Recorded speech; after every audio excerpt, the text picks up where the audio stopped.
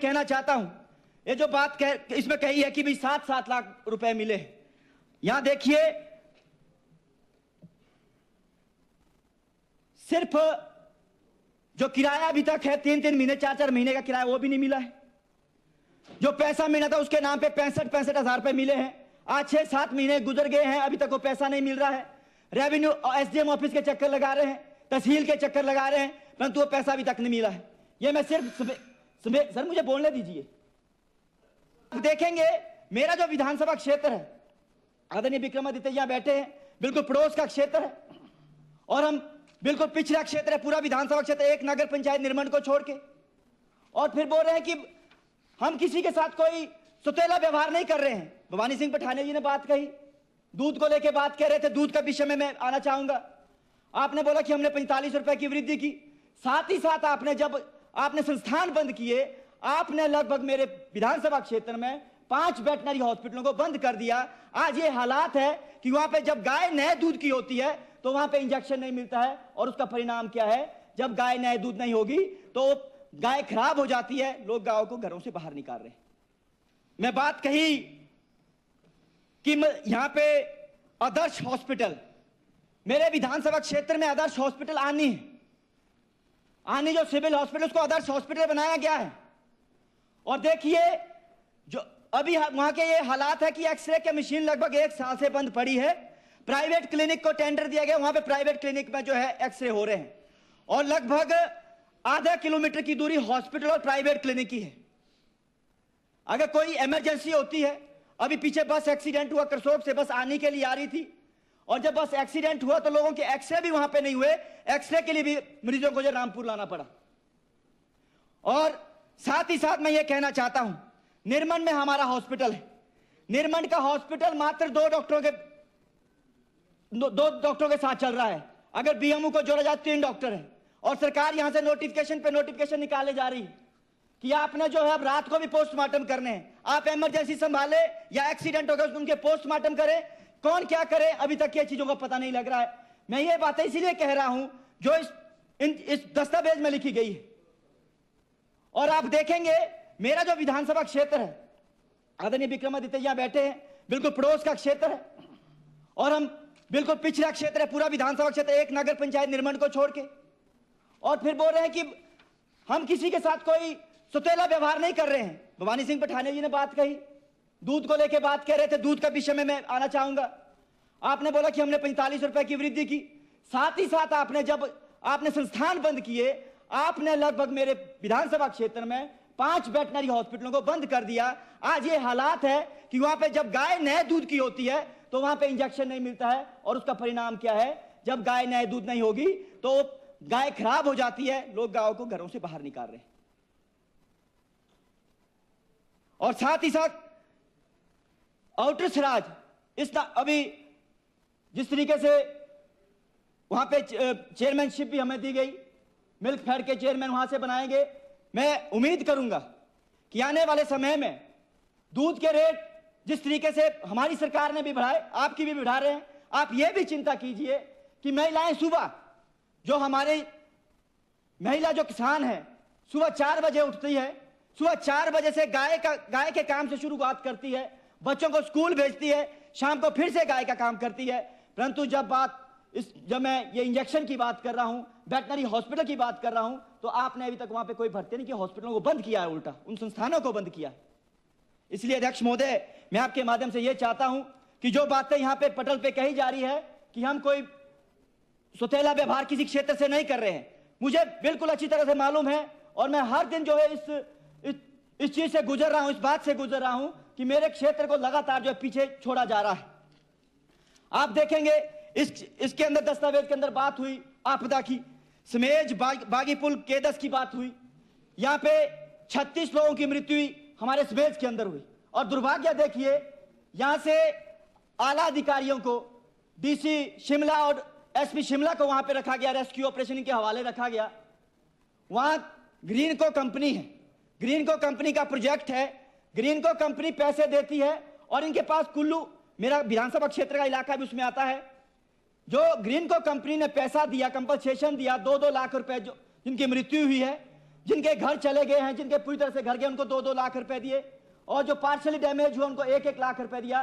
परंतु उसमें भी जो है क्षेत्रवाद किया गया, उसमें भी उन लोगों आनी के लोगों को उसमें छोड़ा गया और शिमला के लोगों को पैसा बांटा गया। और अभी तक मुख्यमंत्री जी कह रहे थे कि हमने समान रूप से हर एक क्षेत्र को देखते हैं। मैं ये कहना चाहता हूं आदरणीय मुख्यमंत्री महोदय जी, जो लोग मृत्यु को उस आपदा में प्राप्त हुए हैं, वो पहले ही बहुत उनका परिवार चिंतित है, परेशान है, पर जो उनको कुछ पूंजी मिल रही, कुछ पैसा मिल रहा है, उस पैसे को आप ईमानदारी के साथ उन लोगों को दीजिए। और साथ ही साथ मैं कहना चाहता हूं, ये जो बात इसमें कही है कि भी 7-7 लाख रुपए मिले, यहां देखिए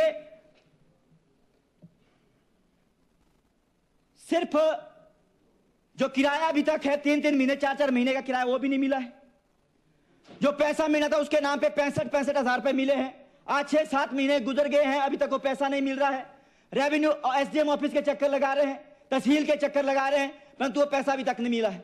ये मैं सिर्फ सर मुझे बोलने दीजिए, सर मुझे बोलने दीजिए। अभी मैं आप अभी रोक थोड़ी रहा हूं, अभी तो मैं अलर्ट कर रहा हूं आपको कि आप अपनी स्पीड और तेज कर लो। और अध्यक्ष महोदय स्पीड और तेज कर लो। इसके साथ साथ जब बादल फटा था, जब श्रीखंड के क्षेत्र में बादल फटा था, डैमेज बागी पुल में हुआ, वहां पे भी मौतें हुई, वहां पे भी यही हालात है। लगभग 7-8-10 जो परिवार वहां पे है, उन लोगों को अभी तक 65,000 रुपए ही मिले। सुबह जब मैंने डिटेल उनसे मांगी, उसके अलावा 1 भी रुपया अभी तक नहीं मिला है। कईयों के वाहन बह गए, कहीं की दुकानें चले गई, उन लोगों को अभी तक पूछा नहीं गया है, उसमें भी पार्शियलिटी हुई है। और पिन पॉइंट करके मेरे पास नाम है, मैं आप लोगों को यहाँ पे नाम बता सकता हूं कि किस तरीके से पार्टीबाजी के नाम पे जो है लोगों को कहा गया कि किसकी दुकान है उसको ये पैसा मिलेगा, कौन बीजेपी का है उसको इतना पैसा मिले, और उन लोगों को अभी तक पैसा भी नहीं मिला है। तो मैं माननीय अध्यक्ष महोदय आपके माध्यम से यह भी कहना चाहता हूं कि इस तरीके की पार्शियलिटी ना करें, क्योंकि सभी लोगों को दिक्कत हुई है और बहुत नुकसान हुआ है और पीड़ा मेरे क्षेत्र की मुझे है। इसीलिए मैं कहना चाहता हूं कि सब लोगों को समान रूप से देखा जाए। साथ ही साथ खनन के बारे में इसके बीच में बात कही गई कि खनन नीति लाई गई। मैंने पिछले जब हमारा सेशन धर्मशाला में था उसमें भी बात कही थी। खनन नीति में बात कही गई कि अवैध खनन को रोका जा रहा है। अध्यक्ष महोदय, मेरे विधानसभा क्षेत्र में आपका लूरी है, हमारे पास गोथना है, हमारे पास मोइन है, जहां पे हमारा ये खनन का काम होता है। वहां पे जो किसान है जिनकी जमीन के अंदर जो है रेत निकल रहा है, उन किसानों को उसका फायदा नहीं हो रहा है। जो लोग सरकार से जुड़े हुए लोग हैं, वो लोग क्या कर रहे हैं, 3 महीने की परमिशन के नाम पे पिछले 2 सालों से उन्होंने खनन चलाया है और अवैध रूप से रेत को बेच रहे हैं, और जिसका खामियाजा सरकार को भी हो रहा है, क्योंकि जो राजस्व इकट्ठा होना था वो नहीं मिल पा रहा। मैं आपके माध्यम से ये कहना चाहता हूं, यहां माननीय मंत्री जी भी बैठे हैं, मैं 2-3 बार अधिकारियों से भी बात की, परंतु जिन लोगों ने करोड़ों रुपए देकर जमीन को लीज पे लिया है, उन लोगों के साथ बिल्कुल अन्याय हो रहा है। क्योंकि उनका जो पैसा, जो जिस खातिर उन्होंने पैसे कमाने के लिए उस जमीन को लीज पे लिया था, वो लीज का पैसा उनको वापस नहीं पहुंच पा रहा है, क्योंकि रात भर जो है वहां पे अवैध खनन किया जा रहा है। जो लोग जो है सरकार के नजदीकी है और उनके ऊपर कोई भी कार्रवाई नहीं हो रही है। कार्रवाई करने के लिए लोग आते हैं, 2-3 दिन वहां पे अच्छे होटलों में रहते हैं और वापस चले जाते हैं और कोई कार्रवाई नहीं हो रही है। माननीय मंत्री जी, मैं आपसे कहना चाहूंगा कि आप उसके ऊपर जरा जोर से शिकंजा कसिए और हमारे क्षेत्र में जिस तरीके से इलीगल खनन चल रहा है उसके ऊपर लगाम लगे, क्योंकि हो सकता है जिस तरीके से वो गुंडागर्दी करते कि वहां पे कोई अनहोनी घटना भी भविष्य में हो सकती है। इसलिए अगर समय होते हुए उसको रोक दिया जाए ताकि आने वाले समय में कोई दुर्घटना या घटना वहां पे घटित ना हो, यह मैं कहना चाहता हूं। साथ ही साथ मैं यहां पे कहना चाहूंगा कि जो हमारा ये परिवहन डिपार्टमेंट है, मैंने लगभग 2-3 बार कोशिश की माननीय उप मुख्यमंत्री से फोन पे बात करने की, शायद व्यस्तताएं ज्यादा है। एक बार चलते चलते बस के टायर खुल गए, एक बार जो हमारी लूरी से जाजर होते हुए दलास निथर को सड़क जाती है, वहां पे जो है चलते चलते सड़क का पट्टा टूट गया, बस का पट्टा टूट गया और बस हमारी गिरने से बची। ये हालात है। 30 बसें हमारे पास है, 101 रूट है। जब हमने पता किया, अभी उनको जरूरत है 10 बसों की, पर मैं ये निवेदन करना चाहता हूं कि अगर बसों की कंडीशन खराब है महोदय, तो उन बसों को कृपया करके ना चलाएं, क्योंकि मुझे अपनी अपने जनता की चिंता है, क्योंकि एक बार नहीं लगभग 4-5 बार घटनाएं हो चुकी है। कभी टायर खुल गए हैं, कभी पट्टे टूट गए हैं, कभी बस बाहर नाली में जा रही है। तो मैं निवेदन करना चाहूंगा कि अगर बसों की कंडीशन खराब है उनको रोक दिया जाए ताकि जनता सुरक्षित रहे। साथ ही साथ महोदय, ये मैं प्लीज प्लीज नो इंटरप्शन। अब नहीं खुले सर, अब आप स्पीड मंदिर जाके आए। मैं कॉलेज की बात करना चाहूंगा महोदय। हमारे पास कॉलेज है आनी में, लोकेंद्र जी प्लीज। हमारे आनी में कॉलेज है। कॉलेज में don't pay attention to them. College में साइंस के विषय को कंक्लूड योर पॉइंट। साइंस का विषय बंद होने की कगार पे है। क्यों? जैसे ही सरकार आई, सरकार आने के बाद तुरंत बाद वहां से मास्टरों को, जो प्रोफेसर है उनको बदला गया। सरकार आने से पहले जब भारतीय जनता पार्टी की सरकार थी, 60 बच्चे साइंस सब्जेक्ट में वहां पे एनरोल थे। मैं ये कहना चाहूंगा कि दूर दराज के अंदर कॉलेज खुला है और आदरणीय पूर्व मुख्यमंत्री स्वर्गीय राजा वीरभद्र सिंह जी ने हमें जो है वो कॉलेज दिया था, और आगे उस कॉलेज को चलाया जाए और साइंस का जो वहां पे जो मास्टर वहां जल्दी भेजा जाए ताकि कॉलेज बेहतर तरीके से आगे चले। और लाइब्रेरी के अंदर वहां पे कोई भी जो पद है वो खाली है। साथ ही मैं निर्माण की बात करना चाहूंगा कॉलेज की। सर बोलने दीजिए प्लीज। 190 बच्चे उसमें हैं निर्माण के कॉलेज में, प्लीज कंक्लूड। और प्राइमरी स्कूल में वो कॉलेज चल रहा है। और 34 बीघा जमीन जो है कॉलेज के नाम पे हो गई है, उसका FRA भी हो गया है।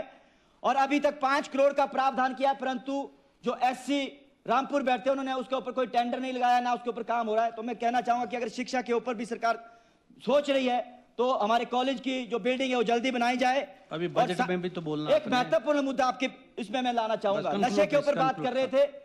नशे में इसमें कहा गया है, मेरे विधानसभा क्षेत्र में अभी एक महीना पहले CM सिक्योरिटी में वो मैडम है, उनके बच्चे की चिट्टे की ओवरडोज से मौत हुई।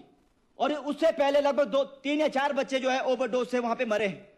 और सब कुछ मालूम है कि कौन चिट्टा बेच रहा है। पुलिस, मैं खुले तौर पे यहाँ पे कहना चाहता हूं, यहाँ पे सदन के अंदर जब मेरी बात SP से होती है या वहां पे DSP साहब से होती है, उन लोगों ने जो चिट्टा बेचने वाले लोगों को अरेस्ट किया और 2 दिन के बाद छोड़ दिया। यह कैसा कानून है? हम इस विधानसभा सदन के अंदर बैठ रहे हैं, हम लोगों ने कानून बनाना है, यह हमें बताया गया।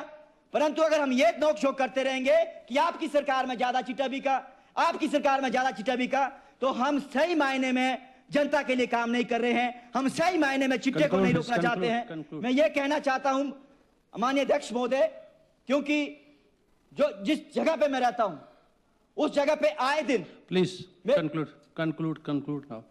सर बढ़ा दो, टाइम बढ़ा दो। 15 नहीं, ऐसे थोड़ी बढ़ जाएगा। 15 मिनट आप बोल बैठे। और ये जो एक minute Lokendra please take your seat. Please take your seat. मान्य है। और साथ ही साथ जैसे यहाँ पे लिखा गया कि इको टूरिज्म के अंदर जी हम नीति ला रहे हैं। इको टूरिज्म की नीति ऐसी ला रहे हैं, मेरे वहां पे जलोड़ी पास में 3 जगहों को चिन्हित किया गया। 3 जगहों को लीज पे देने की सरकार जो है मुहिम कर रही है, जबकि जलोड़ी पास और रघुपुरगढ़ में हमारे लगभग 200-250 बच्चे वहां पे काम कर रहे हैं, अपना प्राइवेट रूप से काम कर रहे हैं और पैसे भी देते हैं फॉरेस्ट डिपार्टमेंट को। बजट में बोल लेना, जब ठीक है ना, कंक्लूड करो। जब बड़े लोग यहाँ पे आ जाएंगे तो जिन लोगों का काम चल रहा है वो लोग नेचुरली वो लोग भी उस चिट्टे की ओर या भांग की ओर चले जाएंगे। और मैं माननीय अध्यक्ष महोदय, आपने मुझे यहाँ बोलने का टाइम दिया और टाइम भी बहुत अभी और भी मुझे बोलना था। 16 मिनट बोल दिया आप। और जो यहाँ पे आपने अभी जो अभिभाषण सरकार के द्वारा माननीय राज्यपाल महोदय से यहाँ पे बुलवाया गया, मैं बिल्कुल ये जो झूठ का पुलिंदा है मैं उसका विरोध करता हूँ, मैं इसके समर्थन में नहीं हूँ। धन्यवाद। माननीय डिप्टी चीफ मिनिस्टर साहब।